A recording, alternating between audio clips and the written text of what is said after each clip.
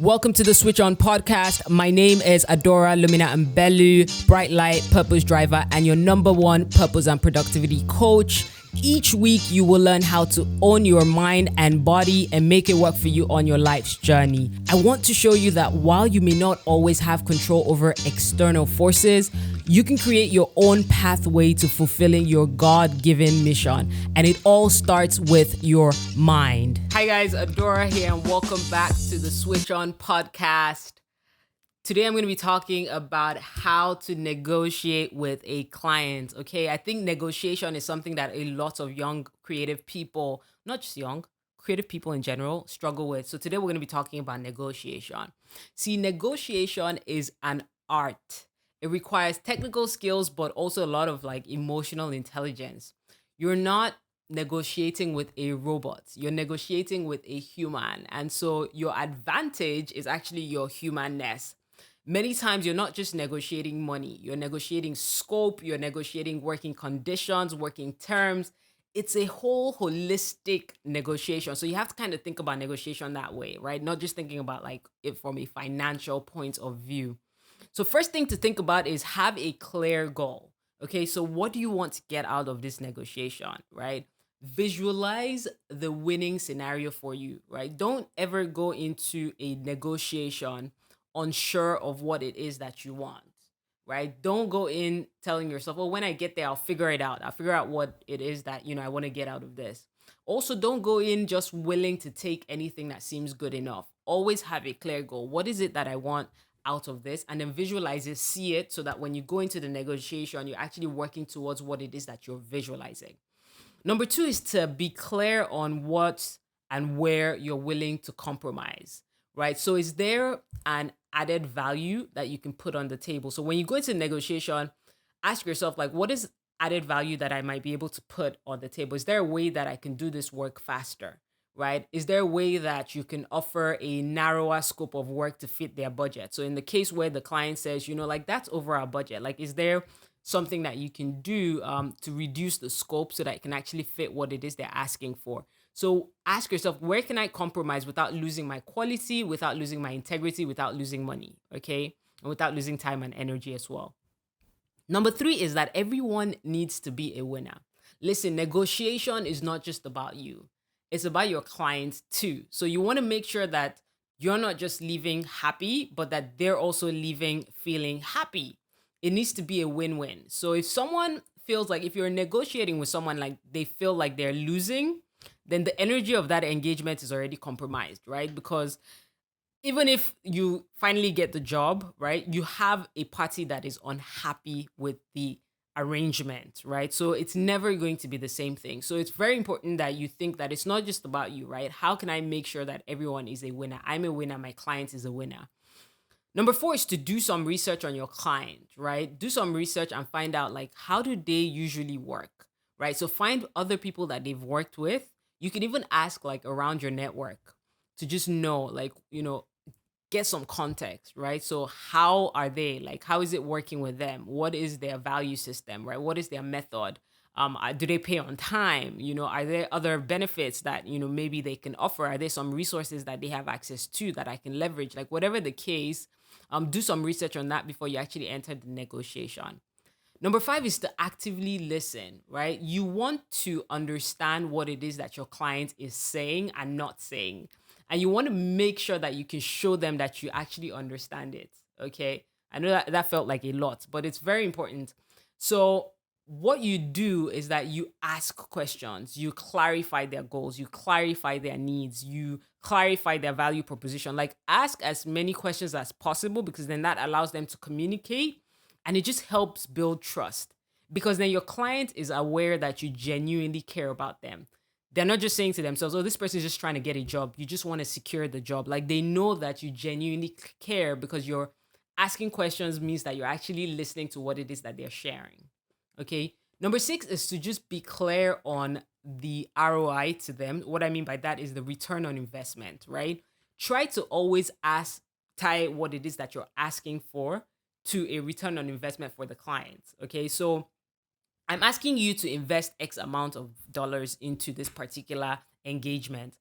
And the reason I'm asking you to do this is because this is what you're actually going to get in return. This is how I see the benefit and the value to you. It doesn't have to be in monetary terms all the time, but it could be in value that you know that they actually want. So let's say, for instance, the client is very big on top of mind awareness. Like they want people to be able to know who they are. And maybe you're trying to pitch as a brand client as a brand service company, for instance, right? So you're saying, if you invest this amount of money, right?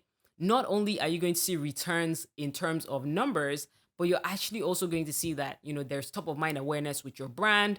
You're going to see, I'm going to be able to show you like some engagement numbers to see how people are engaging with your brand or your product. I'm also going to be able to help build community with this. Like whatever the case is, be very clear on what it is that they're getting. Number 7 is to not overpromise just so that you can get the job. A lot of times people will overpromise. It's very tempting to just say whatever the client wants to hear because you want to get the job. But the problem is that it puts pressure on you to overwork yourself. And interestingly, it can also create a perception that you don't value the expertise and offering that you're actually putting on the table. Okay, because now you're just overpromising unnecessarily, and the client's kind of like, why are they giving me so much stuff? Why are they saying they're gonna do all this stuff, for this little amount of money? So you need to be very clear on what it is that you're delivering within the scope. Okay, make sure that that is documented as well. I'm delivering XYZ within our scope and within this time frame, within these timelines. Okay, make sure it's documented. Number 8 is don't be rigid with your negotiation. Okay, so be willing to concede in small increments. A lot of times when you think about negotiation, you just want to go in there like, oh, like this is exactly, I'm going to ask for this amount. And then my hope is that they just give me that amount. And that's great. But you also have to find a way where you can start high and then you can start coming down little by little. But make sure you know what your threshold is. So make sure you know like, okay, this is how much I'm willing to give and take on. Don't just take a large chunk off. Like don't just be like, oh yeah, I was going to charge you 400,000, but now I'm charging you 100,000. It's like, okay, your clients will just be wondering, were you trying to cheat me or something?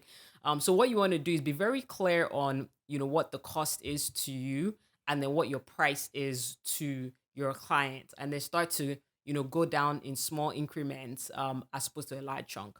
Okay, number 9 is to control your emotions. You see, if you're negotiating with someone who negotiates every day, example, procurement guys, they negotiate all the time. They're negotiating with people, okay?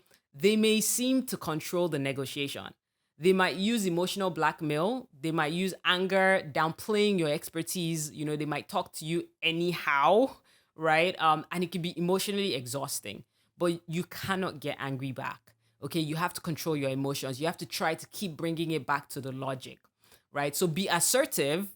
So you can state that their method is unproductive for both parties, and you can, you can say, look, this is unproductive for both of us, right? We can actually close this with a win-win for both of us. Let's just kind of focus on the matter, on what it is that we need to get out of this. Okay, so always try to bring it back to the logic, right? To what it is that we are both trying to achieve. Don't take the petty jabs, because trust me, a lot of times it will come from your client's side, okay? And you don't want to take that and, cause some unnecessary friction and also frustration to you. All right, so the last one is number 10, which is know when to walk away. You don't absolutely need to close every deal, okay? I know it can feel like that sometimes. You're so focused on, I need to get this work. I need to get this work. You don't want to go into a negotiation just telling yourself that I must absolutely get this work, okay? Yes, be positive about it. Yes, believe in the favor that you will get the job. But I mean, don't tie everything so closely to that that you don't realize when a deal is not meant for you, okay? Or that, you don't get the deal and then you're so frustrated, okay? So a deal may not be meant for you. It may not even be worth the hassle, okay? So know when to walk away from a negotiation that is not working for you, okay? Or that is going to put you in a tight spot. I hope that this has been helpful to you. You know the drill. If you really enjoyed listening to this, please share with the people in your community, share with your family, share with your friends. Also, please subscribe to my channel. You can subscribe to the podcast if you're listening on the podcast, And if you're watching via video, please subscribe to my YouTube channel as well. This is your way of adding value back to me, please. Also follow me on Instagram at adora.lumina, and I can't wait to catch you on the next episode of Switch On.